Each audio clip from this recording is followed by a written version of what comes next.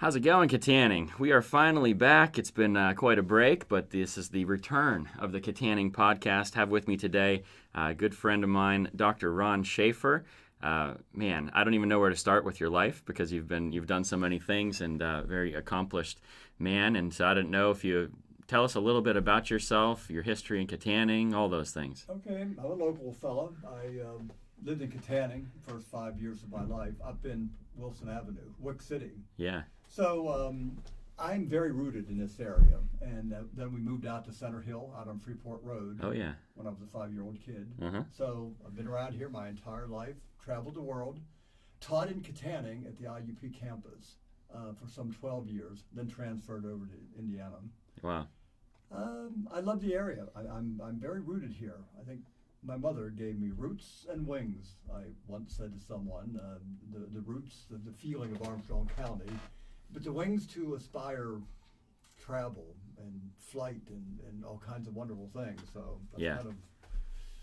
Yeah, so you've been, I just, every time that I talk to you, I just walk away kind of amazed because all the just information that you have, not only with local history, but American history, and you've traveled all over the world, and I don't know, it seems like you've had a wonderful opportunity and a really blessed life. Yeah. I like to synthesize Yeah. and integrate.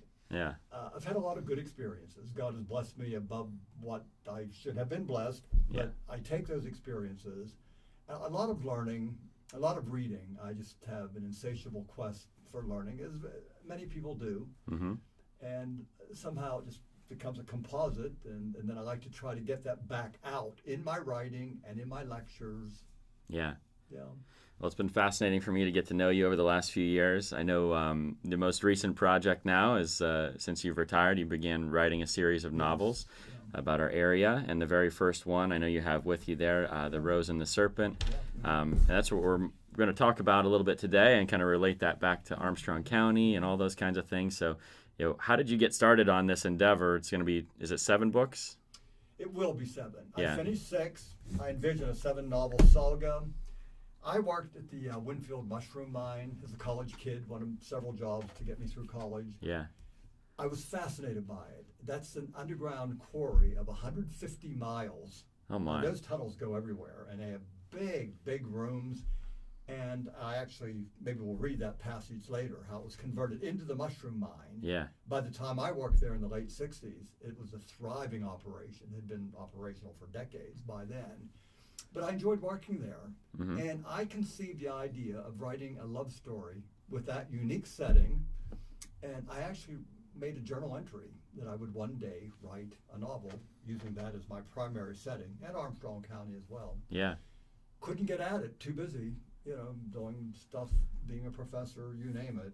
But once I retired, I started the writing, so it's been exciting. Yeah, I love that, and I had the opportunity to write kind of one of your first drafts, I think, of the first several novels, and so have a little bit of context there. But I love the story.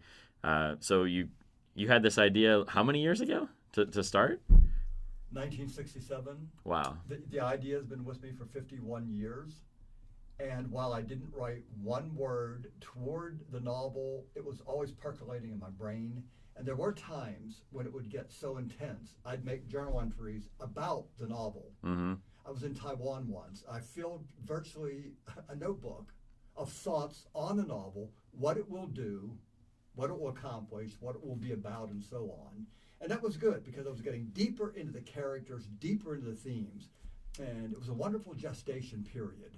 So that once I sat down to write, the hard work was done in a sense. Yeah. Because it was just so clear in my mind how to do it. I just fill in the blanks once I start writing. Yeah. So I feel like if anyone listening today takes nothing else, it's that your dreams can last 50 years before before they actually come into fruition. That is amazing because I would assume that most people would have kind of put that that would have fallen off the back burner by now. Yeah. But for you, that dream never died, and I don't know, I just love that it's coming out now. I think there's a big point there for all people in life. I mean, things can deepen, they can mature, they can get richer as the years go by. I mean, I look at Shakespeare's early tragedies, even something like Romeo and Juliet. It's a wonderful, famous tragedy, but that was written 5 or 6 years before the great tragedies.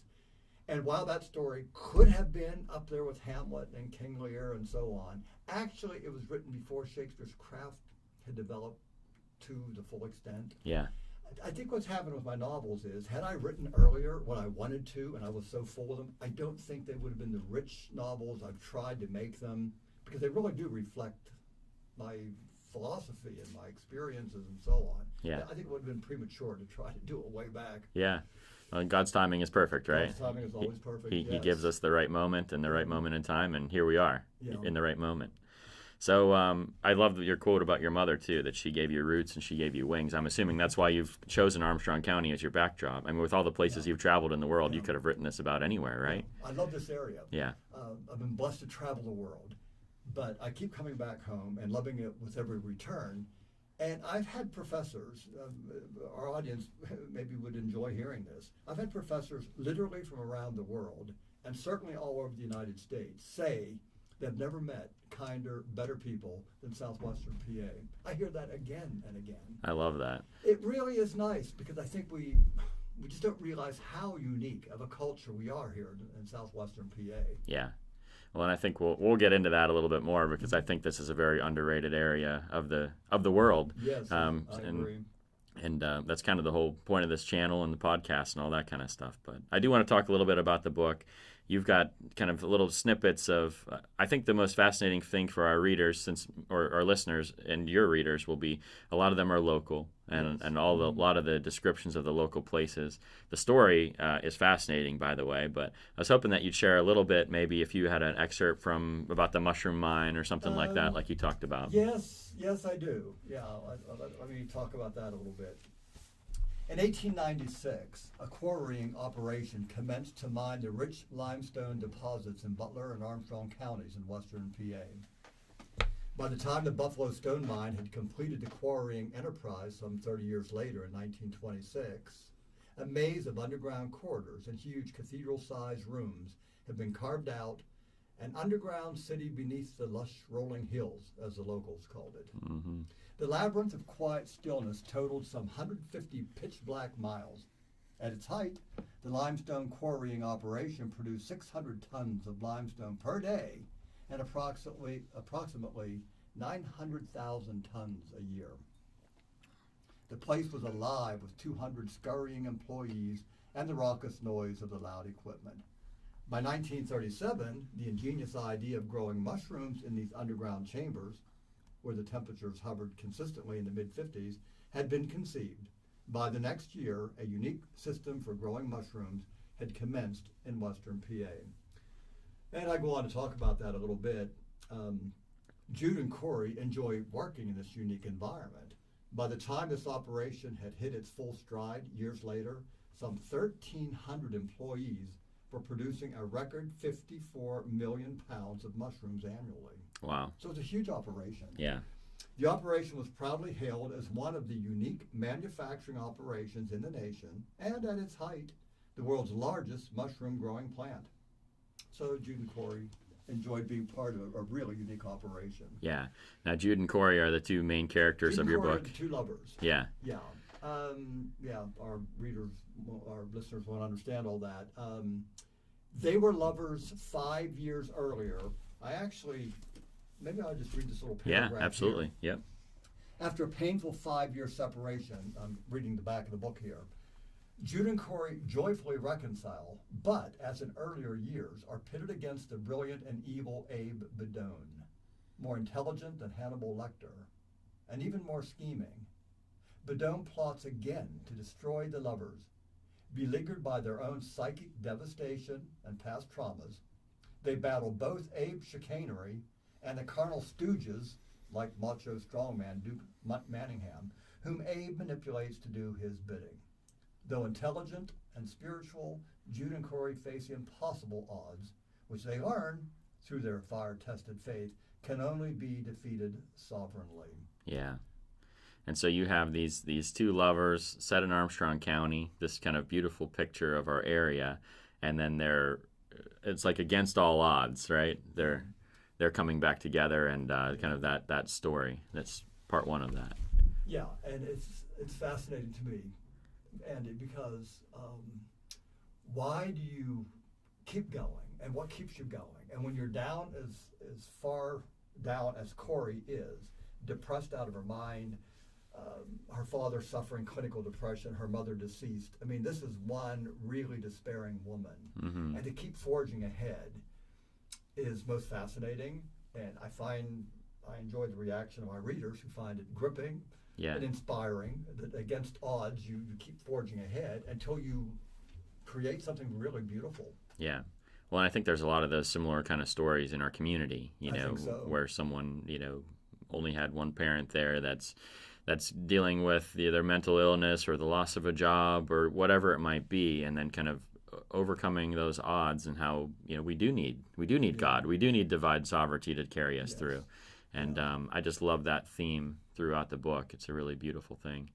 So you actually worked in these mushroom mines. I did. So you got firsthand pictures in your head that you're writing these things out. Yeah, and the novels are highly visual because I'm a visual learner. Yeah. And as a result of that, people who read it can actually picture this on the silver screen. Yeah. Which is music to my ears. Yeah. Because the author's endgame dream right. is to maybe see them on the turned into a film someday. I would love that. Yeah. But it's highly visual. You actually can picture this exactly. Yeah. As you read through the books. That's what I most remember from reading the books. Is like how much I felt like I've never been in the mushroom mines, but I feel like I know what I feel like I know what it felt like, just because as you're going down into it and the darkness of it, and just all the different scenes there, I can still picture so many of them. I'm not going to ruin it for anyone that's going to read the book, but it's great stuff. It's a big challenge. I tried to give the reader a sense of what that locale might be like. Mm-hmm. It's always a challenge for an author. Yeah. And then you grew up in the Center Hill area, you said? Yes. You went to the Center Hill Church? Yeah, we were very attached to Kittanning churches. My father was superintendent of Union Avenue Methodist. Okay. But once we were country bound, we made it a point to join a church out there, Center Hill Church of the Brethren. Yeah. Very old church from the early 1800s. Oh, yeah. And that becomes the focal point. That's yeah. one of the really big foci of the entire sequence. And you have an excerpt for us from there as well? Yeah, there would be. On Wednesday evening, Jude and his grandma walked with a quiet reverence into the old Center Hill Church of the Brethren. Dating from the early 1800s, the church evoked an array of hallowed emotions in Jude. When presenting a talk to commemorate the anniversary of this old southwestern Pennsylvania building some years ago, he had done considerable research. Did you know that Thomas Jefferson was president when the early believers started worshiping on this hill?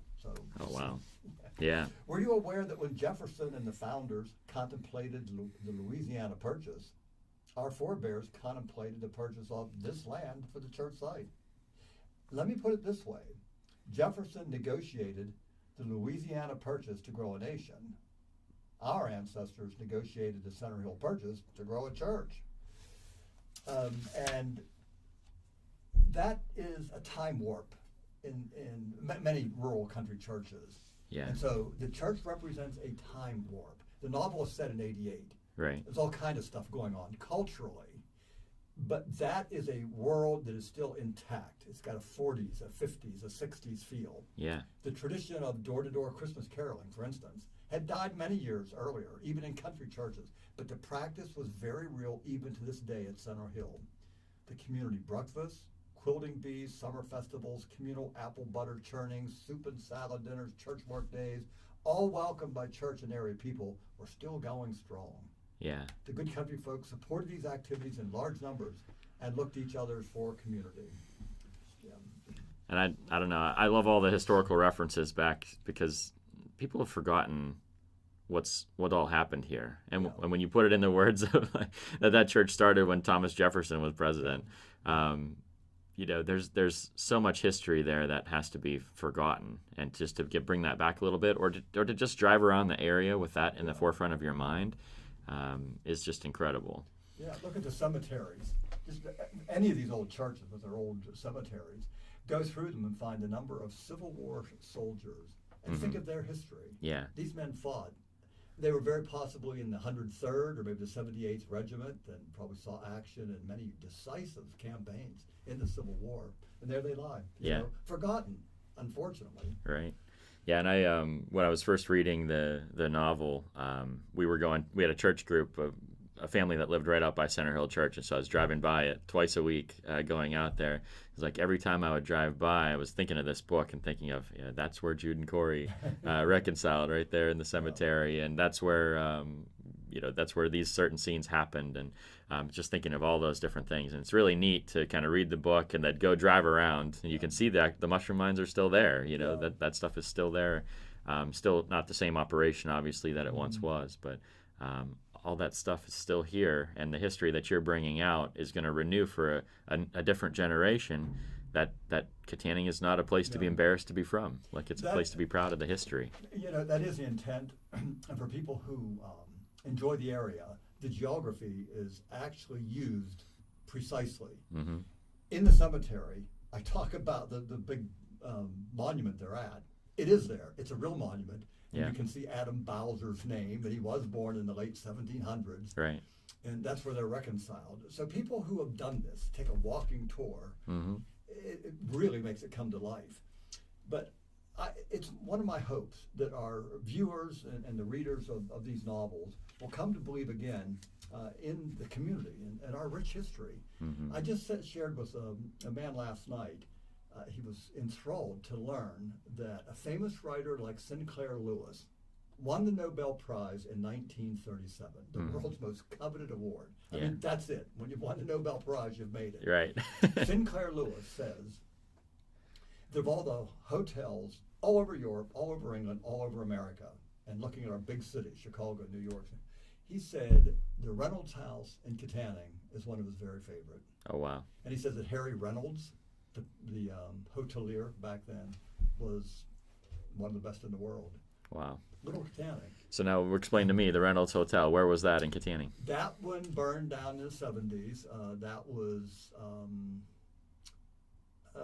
was near Jefferson and Market. It'd be the second shop down from Jefferson. Okay. Yeah, going toward the bridge on the right side. So right here that downtown. Was the Reynolds House, yes. Wow.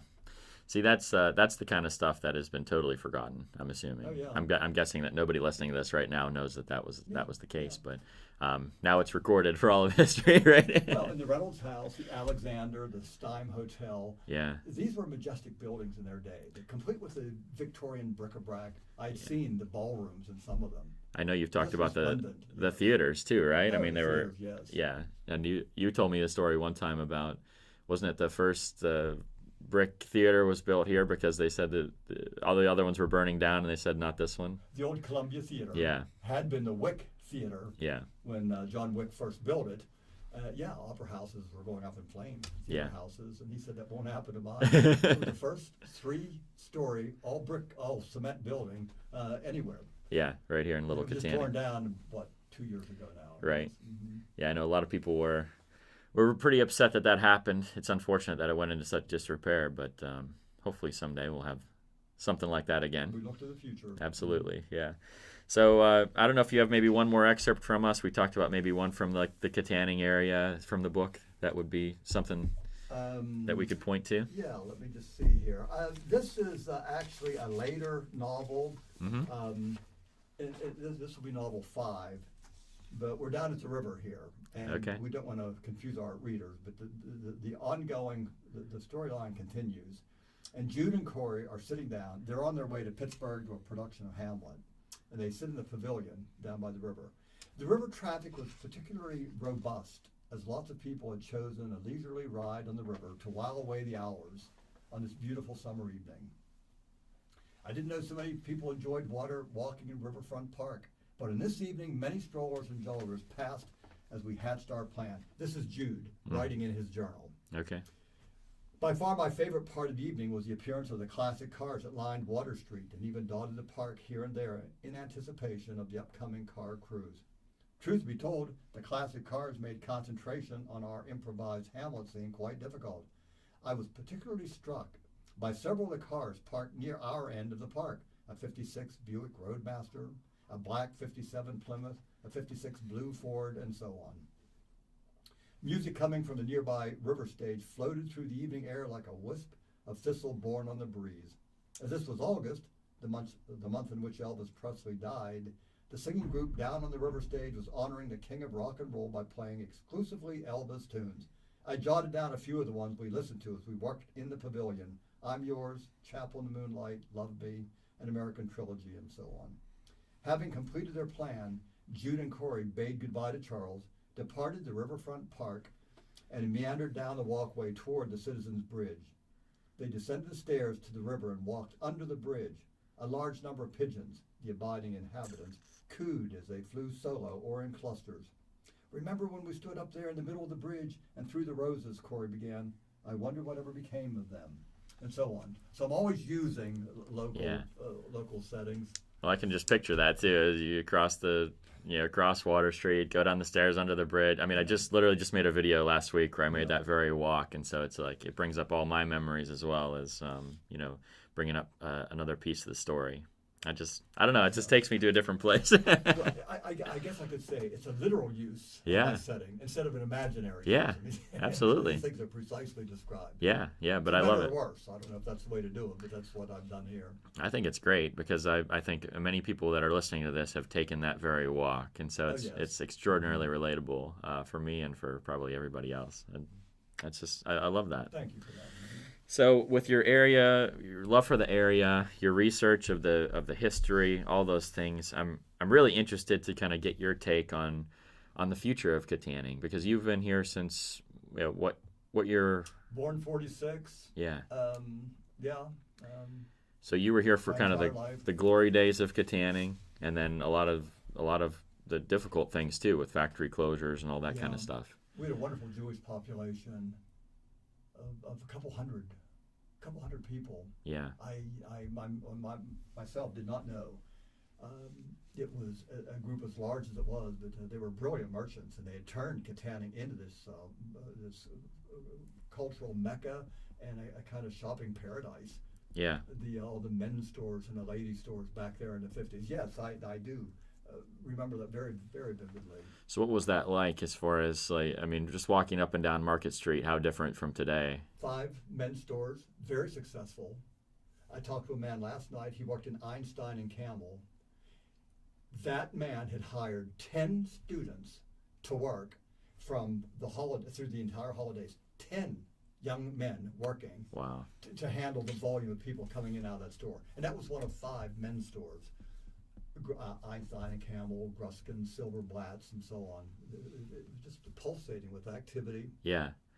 So now, you've seen the kind of the decline and the emptying of Market Street, and now I believe we're in the very beginnings of seeing hopefully a retail comeback.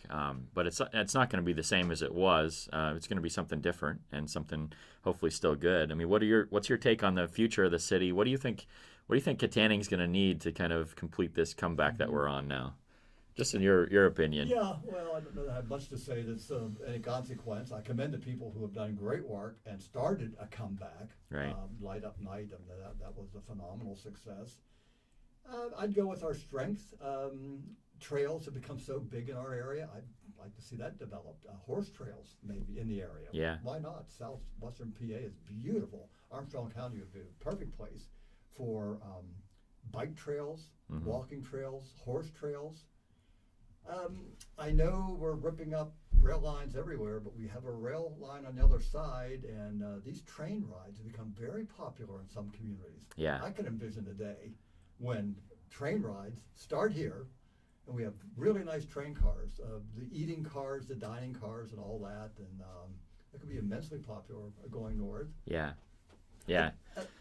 I agree. I mean, I just think you're talking about the natural beauty as one of the major assets, and I know we've talked at length too about just the history of our area. And the things that you're bringing back in the book from a historical perspective, it would be really fascinating to see it become a movie and to see kind of historical markers around, more of that kind of stuff to allow people when they come here to begin to understand, the history of the area.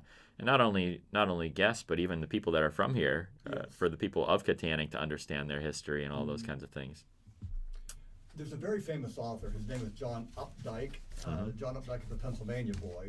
I brought in one of his novels here. Yeah. John Updike, I brought to Kittanning back in the kind of early 90s, but he was astounded coming off Kittanning Highlands It was April. Leaves were still off the tree. Mm-hmm. We were at the top of the hill, and he looked down over Kittanning, and he was amazed at its beauty. Yeah. What a beautiful town nestled along the river. This is great. Yeah. That's a view we see and take for granted. Absolutely. But we should not do that, because people who come to our area for the first time are astounded. And then he later wrote in this novel, Licks of Love, he makes this sentence in a novel called Rabbit Remembers. He just makes this passing statement. They had enough of it, the chemicals, the presses, the hours until 7, 8. Only one of them even stayed in the state, and she's way out near Pittsburgh, a nice suburb up along the Allegheny. Oh, wow, okay. And he's talking about Kittanning. Yeah. It's very muted, but he's definitely hearkening back to his wonderful stay here in Kittanning. He loved it. Wow. That's the natural beauty we take for granted. Yeah. But we need to capitalize on that. Yeah, absolutely. Yeah, that part, and then we talked history, and you talk about the original town, the Indian village, and you talk about Camp Orr, all those kinds of things that we just have forgotten as a most part as a population. Yeah, if I were to try to bring the town into a kind of a comeback, I would hit that real hard. First major battle of the 7-year French and Indian War. 7 Years' War, it's called internationally. We locally call it French and Indian War. Right. In Europe and England, it's called the 7 Years' War. First decisive battle right here. We tend to underestimate the importance, paramount importance of that battle. I mean, we've talked about it recently. There have been plays written about it, but I think we need to continue that and speak of the vast importance of the history in the area. Yeah. Yeah, I know we've talked a little bit about, maybe like a amphitheater, some kind of historical center. Like if you could rebuild and kind of rebuild the original town, so to speak, or rebuild the Camp Orr or something like that. And if you had a theater in there, or something that was just something where schools could visit or people from outside could come and visit and just kind of get that history, so it's not lost. Because if another generation doesn't begin to talk about it, we're going to lose a lot of that stuff. You and I have talked about that before. I really think if you were to go after federal funding, the big grants, and our listeners will be appalled when you hear the dollar signs, but money is available for this, as it was for Riverfront Park. Yeah. And that was a huge sum of money. Oh, yeah. Congressman Murtha and others.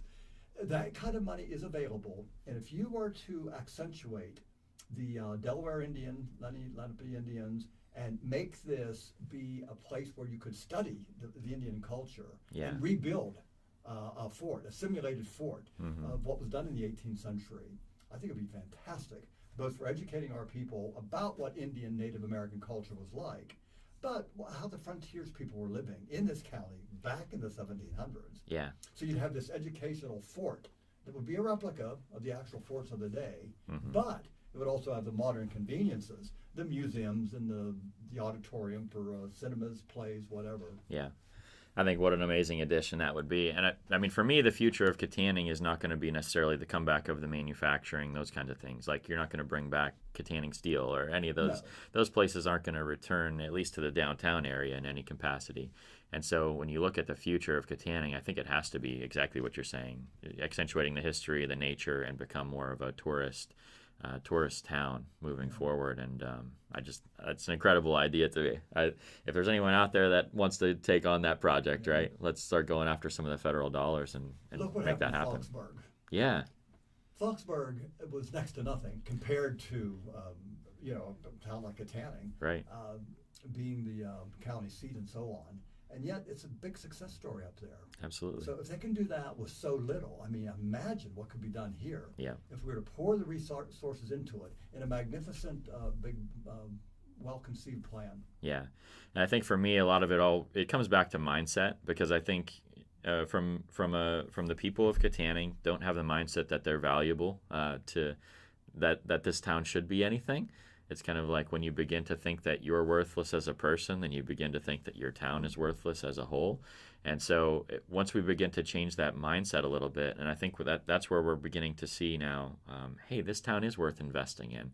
And then you have the investor class, the people that have the resources to pour into it. It's worth it to take one of these little houses that you can get for $9,000 now and it's worth it to turn it into a nice rental because there's becoming more of a market there. Or it's worth it to fix it up and flip it because you're in a historical neighborhood or whatever that might be.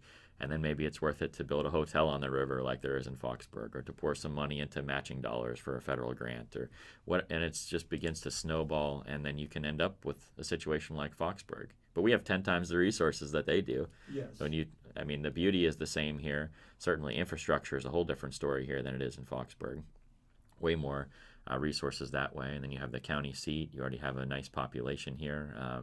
There's just so many advantages that we have if we could just grab onto it. Yeah. It takes a vision. Yeah. It takes energy of the sort you're manifesting there. Yeah. Look at what's happened to Brookville, Indiana, and many towns where they have historical districts. Mm-hmm. And they've had big federal monies there that have come in and allowed them to restore the historical districts. Yeah. It's amazing what's happened in some of these small towns. I'd like to see that happen here. Yeah. Many of the good homes are torn down, but we still have Victorian gems in this town. Oh my, yeah. Many are being restored now, Mm-hmm. and I commend the people doing it. But we could do more with the older buildings. Oh yeah. Yeah, you picture all along Water Street, if all those houses yeah. became bed and breakfasts and could kind of be a destination place to feed the other tourists and trail activity, that would just be incredible for our city. Yeah. Yeah.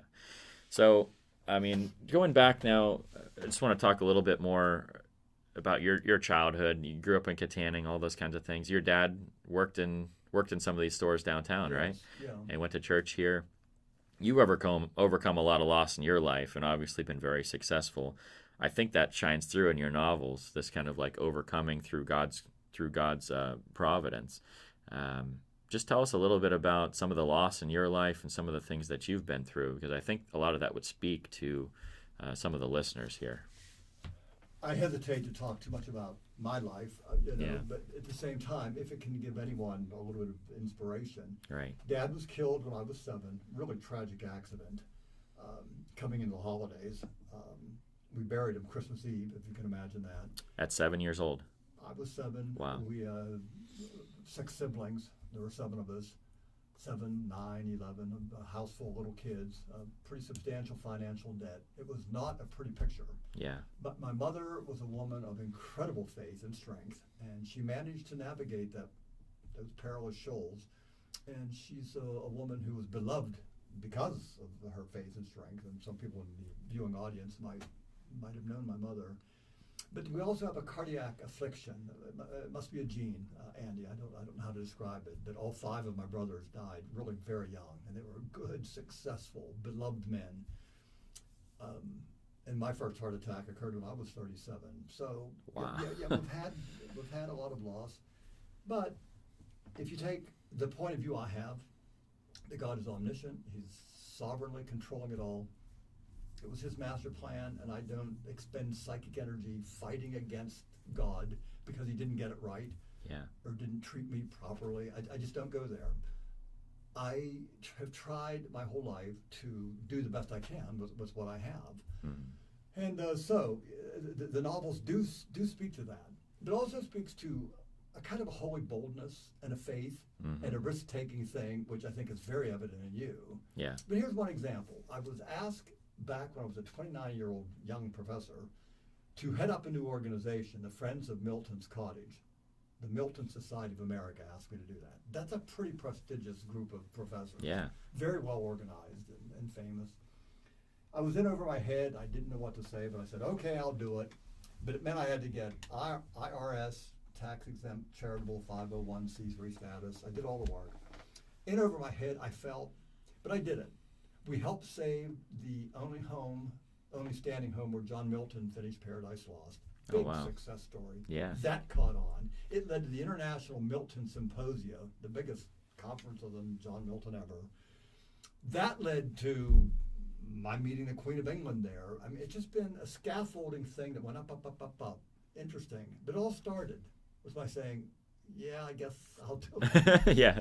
That one little step of into faith. And so you don't know the end game. You don't know. Yeah. If you say yes to God and have the faith to believe that He's here with you through the dark and the years of wondering, the quiet, difficult years, I've just always hung on to that in time, in God's good way, it'll work out. I love that saying, gold fears no fire, and the hotter the fire, the purer the gold that comes forth. Wow. Because it is a way of testing and molding and fashioning our inner character. Yeah. So I would want to say that to the audience members, those going through really deep water out there. I understand, I sympathize, I have compassion with their struggles. But sometimes it takes that step. I think our viewers will be bored with my story, but if this can inspire, here's one more. I was asked to head up an international poetry meeting in England, poets from all over the world. So I'd have to look after them for a 7-day, very complicated program. Every moment of 7 days, it was very vast. People from all over the world, and pretty well-known poets. So I said, okay, I'll do it. I managed to get a big chunk of money. I brought in America's poet laureate and another famous poet who became another poet laureate. For our viewers, I'll remind them that's the top poet in the nation. Yeah. Those guys had enough confidence in the way I was handling the poetry meeting, they allowed me to make documentary films on them, which I did. Oh, wow. Those documentary films became pretty successful, and I had screenings of those in distant places like Cairo, New York City, and just a phenomenal success. So here I am in my study thinking, do I do this venture of saying yes and taking on this enormous amount of work? Little did I know that God had in mind all these successive stages. So for me, it's a big thing to say yes to the challenges that present themselves. So do you attribute some of that mindset to your mother? I mean, to lose your father at such a young age, and then to lose all 5 brothers, through adulthood, all at younger ages. Yeah. I mean, that kind of loss, our culture would say should be crippling. And yet for you, it hasn't seemed to cripple you at all. It's only spurred you on to God's providence. It's been very difficult. Yeah. But I haven't caved into it. Right. And these characters don't cave into it. They keep forging ahead. I love that. And that's why many people are drawn to them. Mm-hmm. Perseverance. Failure is a state of mind. And it's not the track record of failures. It's not the track record of defeats. It's a state of mind. And as long as you don't succumb to it and think, I'm a loser, I can't do this, other people are making it, but I won't. Yeah. When you start thinking that way, you're trapped inside the prison house of your own brain. And that person needs help. And that's why I love preaching the gospel. Yeah. That's where the hope is. And I just said in a sermon rather recently, 2 Corinthians 5:17, I think, behold, you are a new creation. All things are new. Yeah. That's exciting. People need to hear that. Beautifully said. The drug addicts that were sitting right there, they need to know that they have a new beginning. Yeah. And not a patched up old model, literally a new start. Right. And I think that's sometimes when you read a novel and it's like happily ever after at the end, you think, well, that's fantastical. That's not how the world actually works. Yeah. But for you, there's been great loss. And yet here we are at the end, and it's like God's grace still pushing you on, God's grace still making a way for all of these dreams that he placed in you decades and decades ago, and still coming to fruition because you're just willing to say yes and take one more step. You never know if you've done it well, but I love that notion, Acts 1:8, that when the Holy Spirit comes upon you, you will be empowered. Absolutely. And that Greek word there is dunamis, from which we get dynamite. And I think people just don't understand that when you have the Holy Spirit in you, you have access to an enormous power. And so what happens is, it's not that some people get a lot of the Holy Spirit and someone else gets just a little bit. It isn't that at all. Right. The Holy Spirit lives in you or he doesn't. The problem is people are not accessing the power. They don't know how to access it. They don't know how to command it. They don't know how to use it. Right. I think maybe what I've done is, because I'm essentially a weak person, I think. Yeah. I just somehow said, I relinquish this to you, Holy Spirit. Then done. Do it. Yeah. You live your life in and through me. I'll be a willing, consecrated servant as much as I can. Yeah. You carry on. And there is a submission. There is a yielding to his headship. I feel the same. That's wonderful. I feel the same thing in my life 100%. It's like every time there's a moment of, and I wish I would be there more often, but in that moment of weakness is where we're the most strong, because that's where we kind of give up and just give it over to God, and then he does what he does. Yeah. And I just think it's so powerful because you look at our area and all the loss that's happened here. I've talked in previous podcast episodes with other people that I feel like when the loss of industry, when all that stuff happened, it was not just an individual depression from family to family. It was like a cloud of depression kind of descended over the whole area. And I think that we're beginning to see that fog kind of be cut through with the light of God's grace and the gospel. Yeah. And the more and more that happens, the more and more the fog will be burned off, and we'll be coming into a new day, so to speak. Yeah, I like that. I like your energy. I like your vision. Yeah. I completely concur with it. Yeah. Well, my next question was, how do we transfer that from an individual to an area? But I think we've already kind of picked that I up. think we'll probably hit that pretty hard, yes. Yeah. And so I just love that, coming back to the story of your book, the story of this loss and redemption. I think those lessons can be kind of a microcosm for the whole story of our area, and I think your book's going to be an important piece of that. Anything else you want to say to that? I don't know, maybe just to read a passage to let the readers understand the depth of Corey's despair. I mean, she is hit really hard by the depression and the years of separation. Absolutely. Let's see if I can turn to a passage here. Yeah. Tears formed in her eyes, and she looked away. This is their first reconciliation. He saw her brush her cheek. 5 years is a long time, Jude. Again she paused, gathering strength to push the thought to its terminus. I cried myself to sleep for months. Did you know that? Memories of the pain of separation and the anguish of loneliness swarmed in her brain. Hours of sitting alone on Vinland Deer, piles of wet tissues on the kitchen table, daily treks to an empty mailbox, days of waiting by a silent phone. She was frustrated at not being able to articulate the hurt and make him understand what she had endured during the quiet years. Do you know what it's like to lie in a lonely bed and ache for love, ache all over to love and to be loved and to show love the way God intended? I used to hold the pillow tightly and fantasize that it was you. I wanted you so much. My pillow was wet with tears. She stopped speaking for a moment and looked away. It got so bad I couldn't stand to go to bed at night. So there's realism here, Andy. As Corey is speaking very honestly about her pain. But they make it. They get through this. Yeah. She. Well, I think we've all kind of experienced that at one moment or another in our lives, where you kind of like the depths of despair, so to speak. Yeah. And some people in that moment turn to God, and then they can be rebuilt, kind of from that moment of being broken down. And some people stay there. Character is what you are in the dark. Yeah. What you are is not when you're riding the high places of success and prosperity and everything is working out. Yeah. What you really are all about is what you are in the dark. And that's where your true character will be manifest. Wow. And you don't know what that true character is until the testing comes. You go into it wondering, can I do this? Mm-hmm. Can I get through this?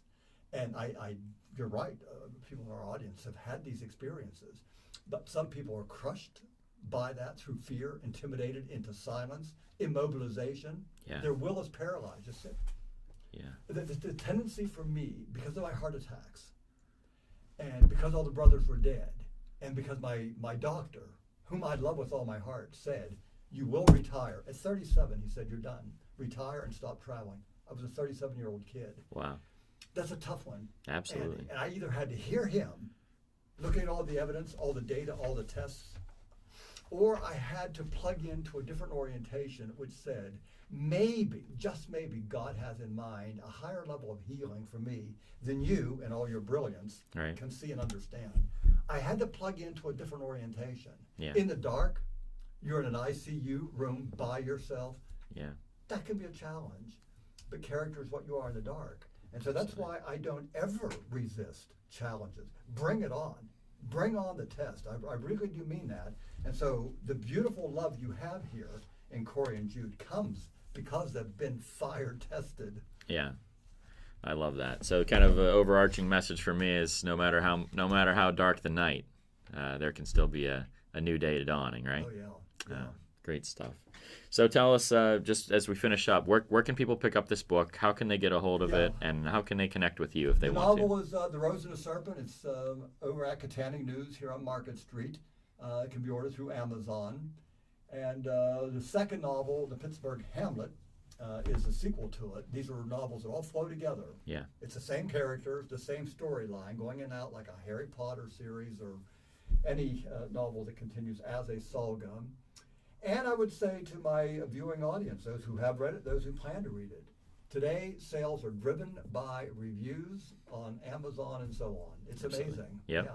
So readers are buying books today based on the reviews and those one-line gem statements. Mm-hmm. You know, you can't put this book down, or what those sorts of things. Yep. So if people are motivated to help a local author, that's what they can do, and I say a huge thanks. Absolutely, yeah. And I'll put all the links to the description for where they can purchase this thing. Go pick it up, get connected with this series, read the first one, review it, and then on this channel too, I'll continue to do updates as all the books come out, and we'll continue to promote what you're doing because I think it's incredible for the mindset of our area, to bring back some of the history of our area, and this is going to be a piece that's going to drive us into the future. I just believe that with all my heart. Thank you, and I want to speak for the community in thanking you, Andy, for your vision, your energy, your drive, because you really are a spark plug in many ways, and I hear your name more and more.